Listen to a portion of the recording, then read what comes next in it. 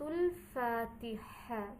সূরা ফাতিহা নাজিলের ধারাবাহিকতা তথা কোন সূরার পর নাজিল হয়েছে তা বিবেচনায় এটি পঞ্চম সূরা। এর আগে সূরা মুদাসসির ও পরে সূরা লাহাব নাজিল হয়েছে।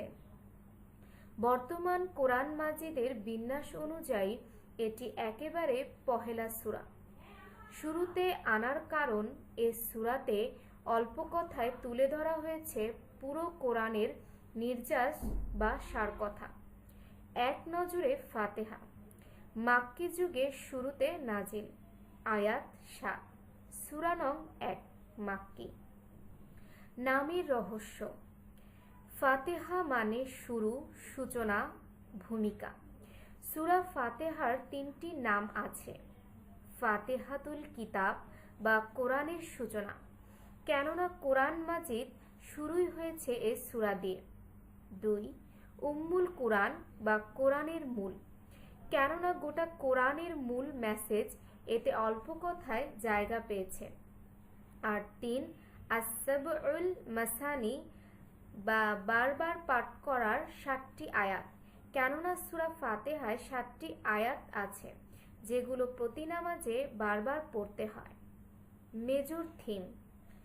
আল্লাহকে চেনা, তার প্রশংসা ও বরত্ব ঘোষণা করা, কেবল তারই গোলামি করা, তার দুয়ারেই হাত পাতা, দিন রাত তাকে কাছে সঠিক, দিন রাত তার কাছে সঠিক পথের দিশা চাওয়া।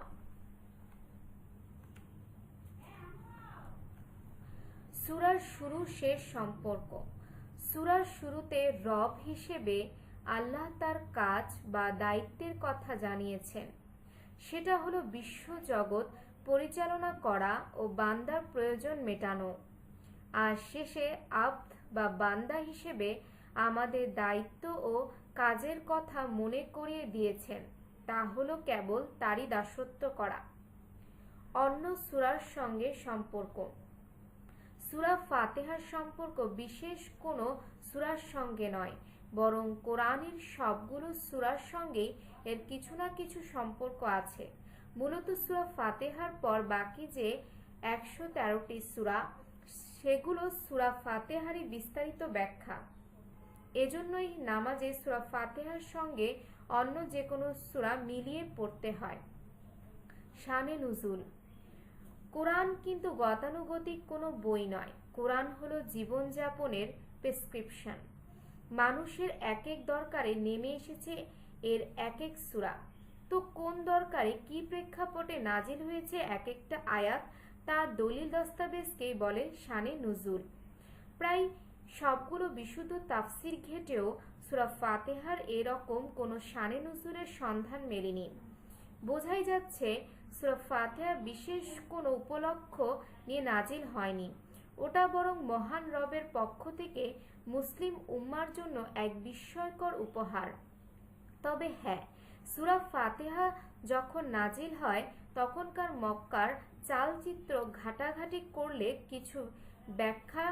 কিছু ব্যাপার বুঝতে পারা যায়। যেমন তখন পবিত্র কাবা ঘরের আশপাশে বিস্তর মূর্তি পূজা হতো। সূরা ফাতিহায় আল্লাহ শুনিয়ে দিলেন তাওহীদের মর্মস্পর্শী ঘোষণা। আল্লাহ ছাড়া অন্য কারো ইবাদত চলবে না। মূর্তি তো দূরের থাক, অন্য কোনো বিশ্বাস বা মতবাদও পূজা করা যাবে না। আবার ইসলামের ছায়াতলে আসায় তখনকার মুশরিকরা মুসলিমদের উপর অকথ্য নির্যাতন চালাচ্ছিল। সূরা ফাতিহায় আল্লাহ শোনালেন সান্ত্বনার বাণী, একটু সবুর করো, বিচার দিনে যার যা পাওনা সব মিটিয়ে দেওয়া হবে। আর শেষমেশ সরল পথ চাইতে বলার মাধ্যমে সমগ্র মুসলিম জাতিকে তিনি গেঁথে দিলেন একই সুতোয়। আমাদের তাই একটাই পরিচয়, প্রত্যেকের সরল পথের অনুসারী, ঐক্যবদ্ধ এক জাতি। সেগমেন্ট। আল্লাহ। প্রথম অংশে আল্লাহ নিজের পরিচয় দিয়েছেন, আল্লাহ ও বান্দা। মাঝের অংশে আল্লাহ ও বান্দার মাঝে যে চুক্তি তা মনে করিয়ে দেওয়া হয়েছে, বান্দা। আর শেষ অংশে তুলে ধরেছেন বান্দার পরিচয়। ফজিলত: কোরআনের সবচাইতে মর্যাদাপূর্ণ সূরা। নবীজি এক সাহাবীকে বললেন, আমি তোমাদেরকে কোরআনের সবচেয়ে মহিমান্বিত একটি সূরা শেখাবো। সেই সূরাটি হলো সূরাতুল ফাতিহা। বুখারী 4474। রোগের চিকিৎসা। রাসূলুল্লাহ সাল্লাল্লাহু আলাইহি ওয়াসাল্লাম বলেন, ফাতিহাতুল কিতাবি শিফাউম মিন কুল্লি সুম। সূরা ফাতিহা সমস্ত রোগের চিকিৎসা। ইবনু কাসিম তাফসীর। উজ্জ্বল আলো। একবার জিবরিল আলাইহিস সালামের সঙ্গে বসেছিলেন নবীজি। এমন সময় আসমানের একটি দরজা খোলার আওয়াজ শোনা গেল। এই দরজাটি এর আগে কখনো খোলা হয়নি। তখন ওটা দিয়ে নেমে এলেন এক ফেরেশতা। নবীজিকে সালাম দিয়ে বললেন, হে আল্লাহর নবী, দুটো আলোর সুসংবাদ গ্রহণ করুন। যে আলো দুটো শুধু আপনাকেই দেওয়া হয়েছে, আপনার আগের কোনো নবীকে দেওয়া হয়নি। একটি হলো সূরা ফাতিহা আর অন্যটি সূরা বাকারার শেষ কয়েকটি আয়াত। ওখান থেকে একটি হরফ পাঠ করলেও বিনিময়ে আপনাকে প্রতিদান দেওয়া হবে। মুসলিম 806। Cause and effect. বিশ্বজগৎ নিয়ে আপনি যত বেশি চিন্তা ভাবনা করবেন, আল্লাহ তাআলাকে তত বেশি চিনতে পারবেন। গতিপথ। 1. আল্লাহর ক্ষমতা ও অনুগ্রহের স্বীকৃতি। আল্লাহ বিশ্বজগতের অধিপতি, রাজাধিরাজ। এই বিশ্লেষণ শুধু তার বেলাতেই সাজে, তবে অসীম ক্ষমতার অধিকারী হলেও তিনি তার বান্দাদের বেলায় ভীষণ দয়াবান। প্রশংসা কেবল তারই। 2. বিচার দিবসের সত্যায়ন। একমাত্র আল্লাহই এই বিশ্বজগৎ সৃষ্টি করেছেন। তিনি তার বান্দাদের আলো, বাতাস, পানি জুগিয়ে যাচ্ছেন, আর তিনি কিয়ামতের দিন বান্দার সকল কাজের হিসেব বুঝে নেবেন। 3. দাসত্বের ঘোষণা ও সাহায্য প্রার্থনা। মহামহিম এই রবের সামনেই কেবল মানুষ মাথা নোয়াতে পারে, আর সাহায্য চাইতে পারে শুধু তার কাছে। 4. সঠিক পথের দিশা। তার কাছে সাহায্য চাইতে হবে, তিনি যেন আমাদেরকে সঠিক পথের দিশা দেন, সেই সাথে বিপদ থেকে যেন আমাদেরকে দূরে সরিয়ে রাখেন। Central theme. পূর্ণাঙ্গ প্রার্থনা। সর্বশক্তিমান আল্লাহর কাছে সঠিক পথ ও সফলতা চাওয়া। Case study. সূরা ফাতিহায় গোটা মানব জাতিকে 3 দলে ভাগ করা হয়েছে। 1. সঠিক পথ প্রাপ্ত। এদের জ্ঞান আছে ও সে অনুযায়ী কাজও করে, নবী, রাসূল, সিদ্দিক, শহীদ ও সৎ বান্দাগণ। 2. আল্লাহর গজব প্রাপ্ত। জ্ঞান আছে ঠিকই, কিন্তু সে অনুযায়ী কাজ করে না।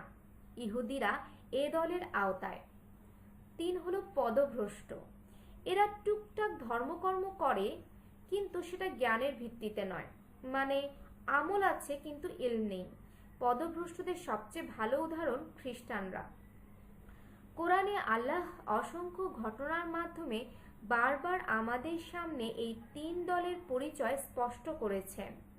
এখন আমাদের কাজ হলো সেসব ঘটনা গভীরভাবে ভেবে দেখা। আমাদের মধ্যেও অভিশপ্ত ইহুদিদের স্বভাব ঢুকে পড়েছে কিনা, খ্রিস্টানদের মতো আমরাও ইলম ছাড়াই আমল করে নিজেকে কামেল ভাবছি কিনা, এসব খতিয়ে দেখা। অন্যদিকে সঠিক পথের অনুসারী আমাদের প্রিয় নবী সাল্লাল্লাহু আলাইহি ওয়াসাল্লাম, নূহ, ইব্রাহিম, মুসা ও অন্যান্য নবী। এছাড়াও সঠিক পথ পেয়েছেন লোকমান ও আসহাবে কাহাফের যুবকেরা। তাদের ঘটনাগুলো নিয়েও নির্ভীক গবেষণা করে দেখতে হবে, আদতে আমরা কতটুকু তাদের অনুসারী হতে পারলাম। ওভারভিউ। আয়াত 1। আল্লাহর নামে শুরু না করলে কোনো কাজই পূর্ণতা পায় না। আয়াত 2।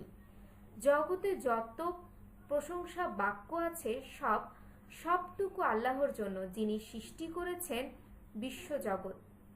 আয়াত 3। সমস্ত সৃষ্টির প্রতি তার অফুরান ভালোবাসা। আয়াত 4। ভালোবাসেন বলে বান্দা যাচ্ছে তাই করবে তা নয়, বিচার দিনে অন্যায় কাজের শাস্তিও দেবেন তিনি। আয়াত 5।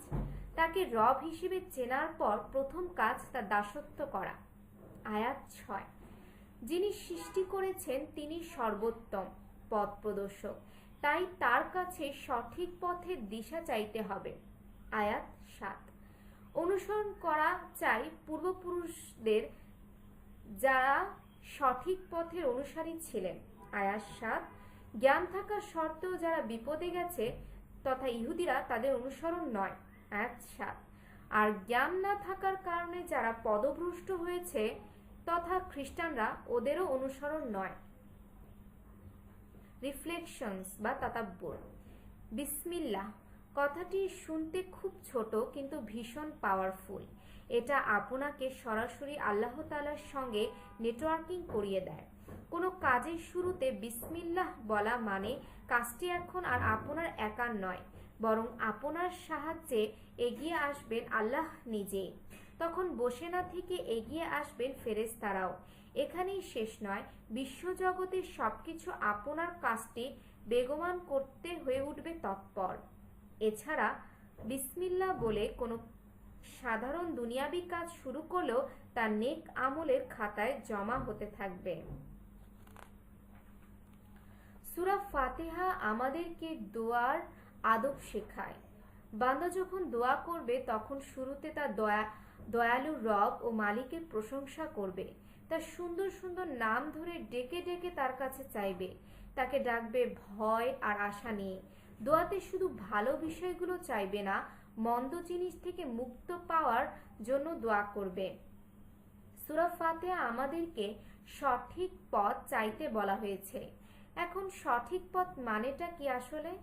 সহজ উত্তর ইসলাম, কিন্তু এর অন্য একটি দিকও আছে। সঠিক পথ মানে সকল ব্যাপারে সঠিক সিদ্ধান্ত নেবার ক্ষমতা। ধরুন আপনি একটা কিছু করতে গিয়ে বেশ খটকায় পড়ে গেছেন, কাজটা করা ঠিক হবে কি হবে না ভাবতে ভাবতে দিশেহারা। এই সময় ইহদিনাস সিরাতাল মুস্তাকিম, আমাকে সঠিক পথ দেখাও, এই ছোট দোয়াটি আপনার জন্য আধার রাতে মশাল হয়ে হাজির হবে। আপনি পরিষ্কার বুঝতে পারবেন কাজটা করা আদৌ ঠিক হচ্ছে কিনা। তাই যে কোনো সিদ্ধান্ত নেবার আগে একবার হলেও পড়ে নিন সূরা ফাতিহা। আল্লাহ শব্দটি এসেছে ইলাহুন, ইলাহ থেকে।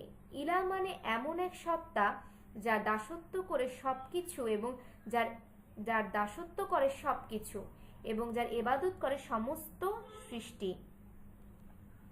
আল্লাহ। রহমান ও রহিম দুটো শব্দই রেহেম থেকে এসেছে। রেহেম মানে মায়ের গর্ভ। মা তার গর্ভে ধরেন বলেই সন্তানকে এত ভালোবাসেন। সেখান থেকে শব্দ দুটোর অর্থ দয়া, করুণা, ভালোবাসা। তবে রহমান বলতে সাধারণ অর্থে ভালোবাসা বোঝায়, যেটা ক্ষণস্থায়ী ও সকল সৃষ্টির জন্য। আব্দুল্লাহ ইবনে আব্বাস রাদিয়াল্লাহু আনহু বলেন, আল্লাহ তাআলার রহমান নামটি এই দুনিয়ার বেলায় প্রযোজ্য। তার মানে দুনিয়াতে তিনি কাউকেই তার করুণা থেকে দূরে ঠেলে দেন না। একজন মুমিনকে যেমন রিজিক দেন, বাতাস, অক্সিজেন, খাবার বা পানি, একজন কাফিরকেও তিনি এসব নেয়ামত ভোগ করবার সুযোগ দেন। কিন্তু পরকালে তিনি তার রহমান গুণটি প্রকাশ করবেন না, মানে অবাধ্য কাফের মুশরিকদের জন্য সেদিন তার কোনো দয়া বা ভালোবাসার ছিটে ফোঁটা থাকবে না। রহিম বলতে বিশেষ রকমের ভালোবাসা বোঝায়, যেটা চিরস্থায়ী ও কেবল মুমিন বান্দার জন্য। আব্দুল্লাহ ইবনে আব্বাস রাদিয়াল্লাহু আনহু বলেন, আল্লাহ তাআলার রহিম নামটি পরকালের বেলায় প্রযোজ্য। তার মানে পরকালে কেবল মুমিন বান্দারাই তার করুণা ও ভালোবাসা পেয়ে ধন্য হবেন। ইবাদত মানে আনুগত্য করা, শুধু আনুগত্য নয় বরং অতি বিনয় ও ভক্তির সাথে আনুগত্য। আল্লাহ যা করতে বলবেন বিনা বাক্যে তা মেনে নেওয়াই সত্যিকারী ইবাদত বলে।